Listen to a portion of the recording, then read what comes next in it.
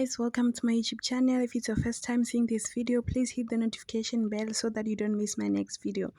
On this video, I'm going to be giving you an update on what happened to House of Zwide today's full episode. Quickly, let me give you a recap on what happened yesterday. Now, thanks Una that she gave him a second chance, not knowing ukuthi Una yena akekho lapho. Nje umzala kaSoga bambambile and yena ubuza uSanza noMampho ukuthi bamfunani. On today's full episode, Una is having a chat with Shoki, telling her what happened between Yen and Neo. Neo is not happy, he's feeling like Una was using him. Una, she's telling Shoki ukuthi she don't want to go back to Neo.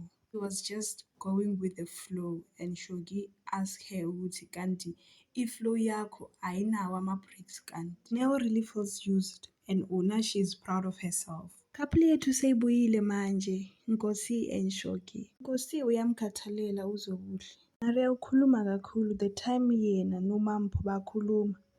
Afuna ukutshela uMampho ukuthi yena seyatholile isoka. I just remembered ukuthi uMampho kumele angazi ukuthi kwenzakalani ngaye yet. And she managed to reverse her words and Mampho didn't notice anything. Thato tried to advise Neo, and Neo is willing to go extra mile to win Una back. I advise Maria that she must give Mjabuliseni a chance because uMjabuliseni ubonakala indoda yeqiniso futhi equalifiyayo ukuba indoda kaMaria because Maria naye udeserve happiness. Soga uyagowisha yena umzala aba isicef empilweni kaSoga. Musa yena hlezi emosha and Soga uthukuthele manje because wamcambela amanga wathi yena uthola umsebenzi uyama-interview kanti no yena uthatha ama-advantage kumzala wakhe. Soga wanikeza umzala i-condition yokuthi if uzohlala kumele athole umsebenzi. Maria, she's living someone's dream life.